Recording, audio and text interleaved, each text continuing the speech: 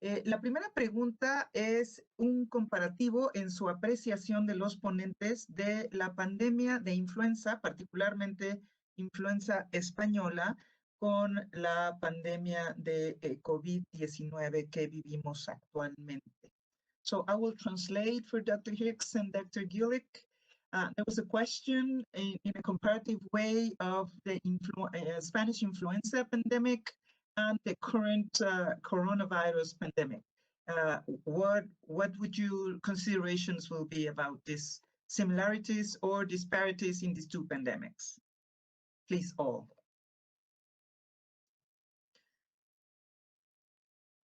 Brenda, maybe you want Brenda, to start. yo creo que tú respondes. Sorry, I was unmuted.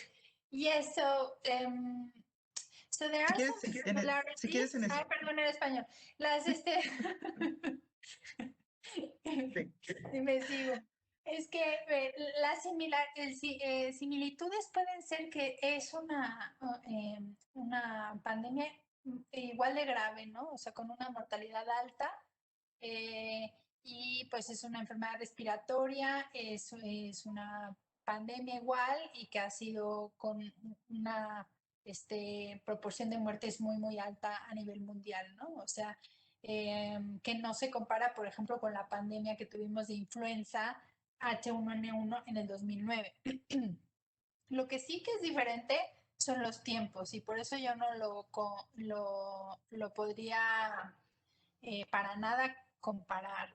Creo que estamos en un momento de la información, se da rapidísimo, que tiene sus pros y sus contras, pero que eso ha facilitado la colaboración y la comunicación entre investigadores, que ha hecho que la información se tenga y vayamos aprendiendo, el conocimiento se da mucho más rápido. También, es decir, la situación de, por ejemplo, como antes se tardaban en los 80s en poder hacer una PCR y cómo lo podemos hacer ahora, pues no tiene nada que ver. Y de esa misma manera, la conducción de ensayos clínicos para las vacunas y los tratamientos, pues estamos en una plataforma que digital, virtual y de tecnología, de infraestructura, que nos puede dar muchísimas más herramientas mucho más pronto, ¿no? Entonces, creo que no es comparable por el contexto en el que se da, pero sí que es comparable en lo devastador que ha sido. I guess I'm not sure I understood everything you said, Brenda. So but what I said, Trip, just to make a summary, is that the setting is very different in terms of technology, science, collaboration, information, resources. It's really different and we have advantage of that. However, it is similar in terms of how devastating and how many people has been affected by influenza in early century, last century, compared to this one. Estoy de acuerdo y agrego una característica de esa pandemia fue que en ese caso, en la de 1918 afectó a los jóvenes y esta depende de la edad y más riesgo en las personas de mayor edad. La otra diferencia que existe es que probablemente muchas de las muertes en 1918 en esa pandemia se pudieron haber relacionado con complicaciones bacterianas, estafilococo, la neumonía, y eso lo trataríamos con antibióticos. Y otro punto es que de 1918 esa pandemia sucedió en una época terrible del mundo, donde estaba la guerra mundial y había muchos hombres jóvenes que estaban confinados a espacios muy pequeños. Entonces el potencial de transmisión entre los jóvenes, esto se vio amplificado por este conflicto de la guerra mundial que se estaba registrando en Europa, y creo que todo eso amplió el número de personas que resultaron afectadas y murieron. Y muchas de las medidas de control se conocen, pero en Estados Unidos no hacen buen trabajo y en esa época tampoco se distanciaban, no había mascarillas, son cosas que no se hizo y ni siquiera se conocía. Gracias. Hay otra pregunta que yo lo plantearía en dos escenarios. La pregunta es, ¿cuál consideran ustedes que ha sido el mayor error en el manejo de la pandemia desde el punto de vista gubernamental en el contexto de Estados Unidos? Y Brenda, te toca en nuestro contexto nacional. So I will translate. There is a question. What would you consider to be the major error in the management of COVID epidemic in the US? And then Brenda will talk about her point of view in this point in Mexico. Qué gusto me da poder decir lo que está mal en los Estados Unidos. Charles puede estar en acuerdo o no, pero el problema más grande fue que no tuvimos una respuesta a nivel federal a esta pandemia. Fue mínimo el liderazgo federal y de hecho el liderazgo que tuvimos con frecuencia cometió errores. Nada se basaba en la ciencia y en la medicina. En consecuencia, el liderazgo le falló a los estados, a los 50 estados. Imagínense aquí teniendo a los estados respondiendo de manera independiente. A algunos estados les fue bien, a otros no. Y esto fue lo que llevó a esta epidemia en todo el país. Charles, ¿estás de acuerdo? Estoy completamente de acuerdo y nada más sumaría yo que el fracaso del liderazgo fue un fracaso profundo y los líderes son los que deben poner el ejemplo a la gente que dirigen y no puedo pensar en uno de los peores ejemplos de una conducta como la que se tuvo ahí. El profesor Gillett, por otro lado, nos está mostrando, como nos está a punto de mostrar Brenda, que lo más importante y lo más sencillo que se pudo haber hecho y que no se hizo en Estados Unidos, y esto fue algo absurdo. Bueno, a mí me toca hablar de México y es un poco comprometedor la respuesta, pero sin entrar en detalles, o sea, sí creo que el liderazgo en una situación crítica es crucial. Creo que el ejemplo, o sea, podrás decir todos los días lo mismo y podrás dar miles de consejos, pero el ejemplo arrasa, ¿no? Y creo que eso que están diciendo mis colegas tienen toda la razón, pero sí agregaría que pues somos un país del mundo con menos acceso a pruebas. Probablemente esto está cambiando, sobre todo en la Ciudad de México, pero esto nos pone en un escenario de estar actuando a ciegas, ¿no? Y desde luego, pues esto nos hace que el comportamiento, nosotros sabemos lo que es no testear en VIH y exactamente lo que está pasando ahora es justo eso. La gente, su comportamiento no es igual si se sabe positivo inmediatamente a que si se esperan 5 días en reportarlo o si no hay acceso a las pruebas, ¿no?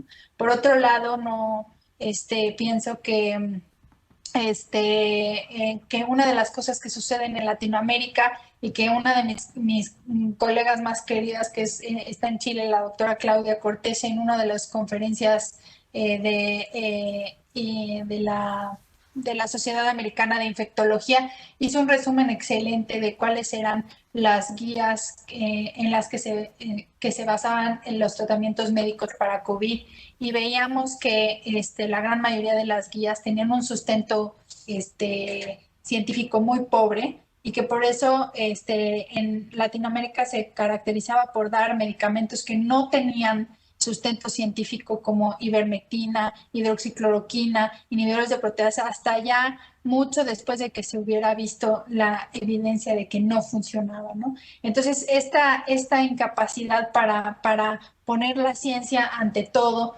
y que el mismo gobierno, ¿no?, o los tomadores de decisiones no evalúen lo que es la evidencia científica, ha hecho que también nosotros seamos muy malos en conducir ensayos clínicos. Los ensayos clínicos que se conducen en Latinoamérica son con poca población, son locales o son de un solo centro, que difícilmente van a aportar al conocimiento y que entonces se genere información valiosa para tomar decisiones. Entonces creo que estamos en un rezago de investigación, hay un desprecio general de las autoridades y por tanto de las poblaciones hacia la ciencia, y esto desde luego no va a causar que nuestro país sea próspero en ninguno de los sentidos, no solo es para el COVID, ¿no? Entonces creo que hay mucho por hacer y creo que nos toca a nosotros seguir dando el ejemplo y seguir informando. Brenda, tengo entendido que en nutrición se va a conducir un protocolo de investigación en cuanto a vacunas de COVID, un par de ellas. ¿Cuál ha sido la apreciación en cuanto a la participación de voluntarios?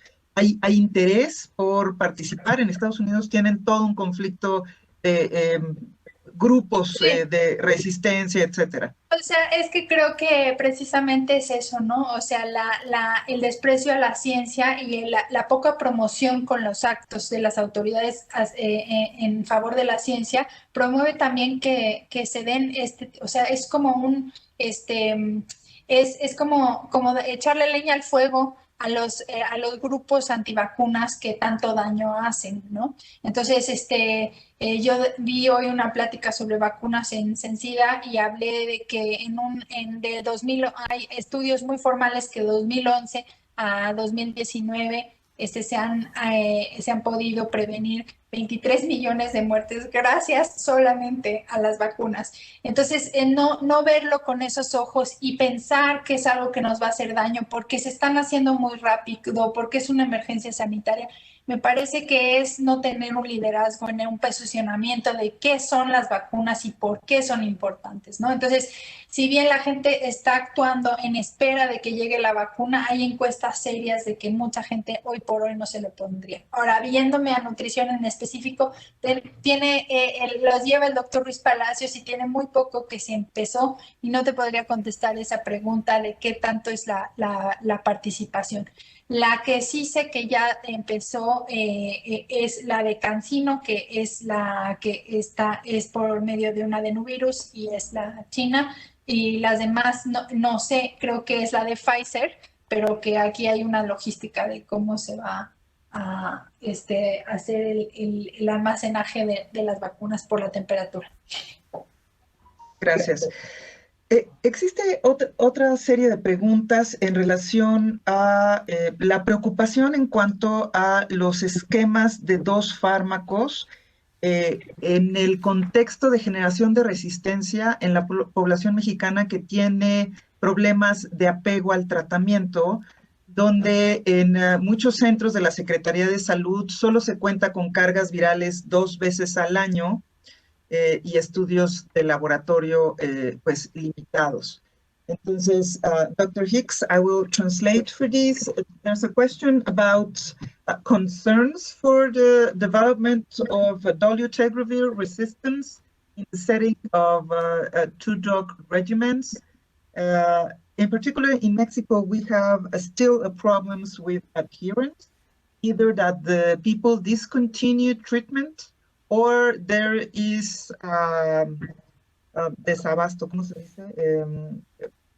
Not proper dispense from the government of the drugs, and they might take a couple of days between they can access to the drug, especially in some institutions. What will your comments will be in that area, please?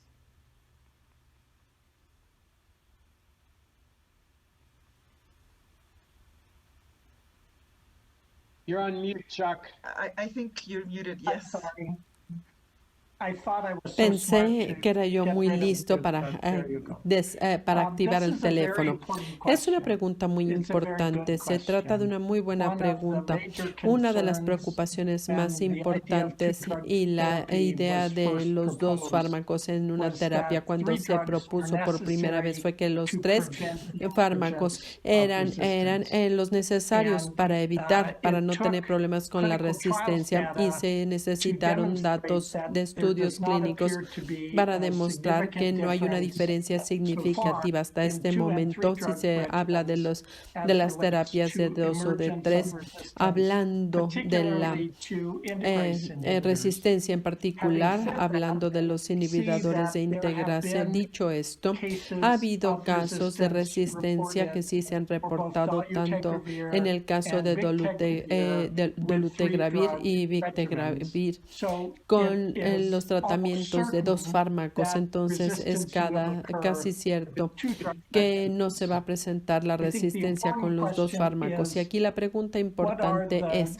¿cuál es la situación? ¿Cuáles son las situaciones, los casos en el que el riesgo de emergencia de que surja la resistencia es más alto? Y hasta ahorita hemos visto tanto en los estudios clínicos y también en la evidencia del mundo real, es que la falla o el fracaso con la resistencia en el caso de integrasa, aún en las personas que no tienen un apego perfecto y donde hay errores de dosificación en la farmacia o en la agencia que esté a cargo de la prescripción, pero todavía no se ve como un problema grande. Y yo de hecho diría que nos estamos centrando tanto en los pocos casos de resistencia que estamos viendo, y este es justamente un reflejo de cómo o de cuánta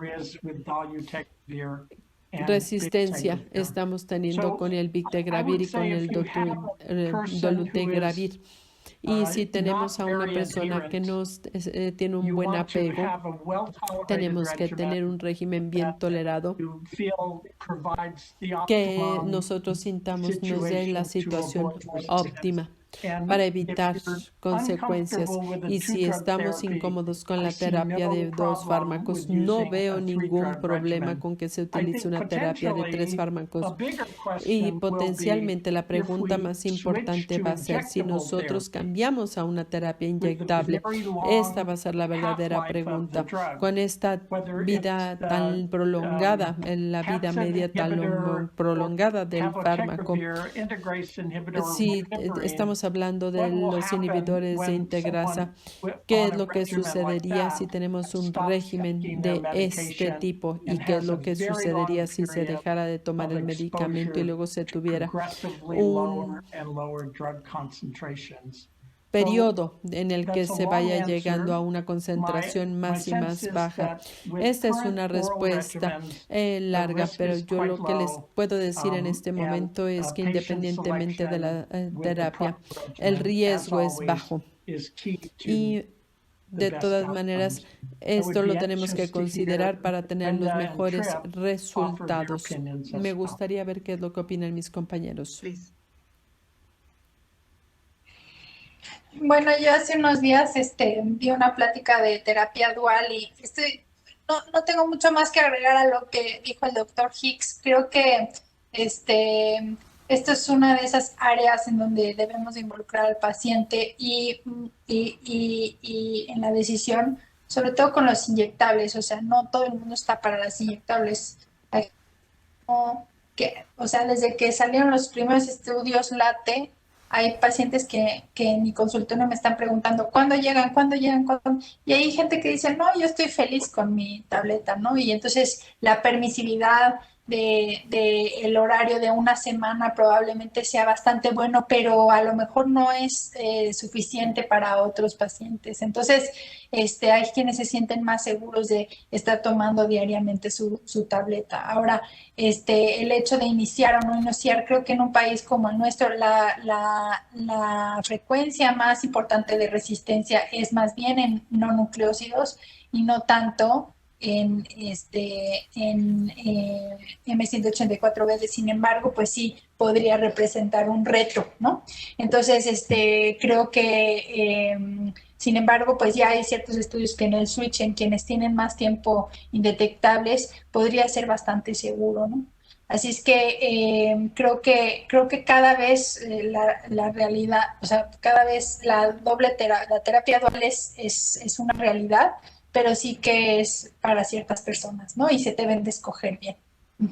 Ahora, siempre si tienes una comparación entre 3 esquemas, escogiendo bien a los pacientes, si tienes 3 fármacos y tienes 2, pues se te antoja pensar que pues uno está de más y ningún fármaco es inocuo, ¿no? Entonces, ahí en ese sentido no tiene que ver tanto con la comodidad, sino que el tiempo nos dirá si probablemente, si ya no es necesario, entonces sí estás dando un medicamento de más, ¿no? Pero yo creo que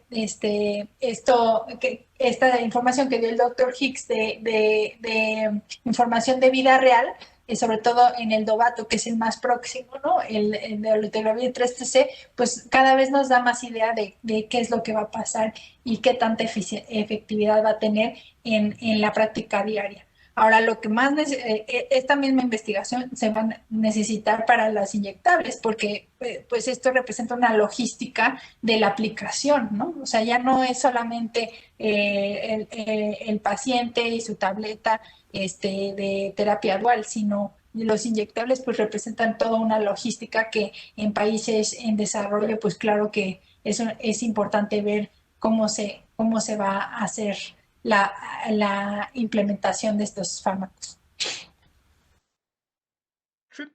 ¿Quieres agregar algo, Roy? No, gran cosa. Los estudios con 2 o con 3 fármacos son muy convincentes, que la dual funciona igual de bien que la de 3 y la ausencia de la resistencia fue una sorpresa, pero ahorita ya se está viendo que es muy rara la resistencia. Pienso, y Charles lo enfatizó, que la gente con problemas severos de cumplimiento probablemente no habría que arriesgarlos con la terapia dual, pero en la mayoría, en la vasta mayoría, sí sería una terapia razonable. Los inyectables sí tienen desafíos particulares. Sí se puede hacer cuando hay problema de cumplimiento, pero hay que tener cuidado. Hay elecciones para la gente. Hay algunas personas que quieren una inyección, otras una pastilla una vez al día. Hay unos que están cambiando, intercambiando. Tenemos muy buenas opciones para la gente y yo creo que los pacientes son los que tienen que decidir qué es lo que les funciona mejor. Completamente de acuerdo. Con este incremento en peso, con los inhibidores de integrasa, ¿cuál será el impacto en el síndrome metabólico? Esto es de interés en particular en América Latina, porque en América Latina tenemos mucho problema de sobrepeso y de diabetes y de comorbilidades, hipertensión y sobrepeso y obesidad. ¿Qué es lo que va a suceder en el futuro? Va a tener un impacto en el síndrome metabólico y en las comorbilidades de los pacientes. Esto todavía se está estudiando, pero lo que se empieza a ver es que el incremento de peso es un incremento normal, no es una lipodistrofia donde la gente esté subiendo de peso en lugares inusuales. No he escuchado descripciones del síndrome metabólico y yo creo que es un incremento muy normal. También sucede en los Estados Unidos. Este es un incremento normal de peso. Creo que todavía hay muchas preguntas no contestadas. ¿Qué es lo que lo causa? ¿Qué es lo que se hace al respecto? ¿Podrías además diferir entre las diferentes poblaciones? Yo les mostré los datos de Sudáfrica que pudieran ser muy diferentes hablando del peso. Ellos tienen un problema también de obesidad y sobrepeso, pero el peso allá se ve como la salud y a lo mejor se piensa que esto ha contribuido, que la gente come de más porque tenían VIH y querían mostrar que están saludables, pero necesitamos en realidad más información. Gracias. Y dicho esto, terminamos.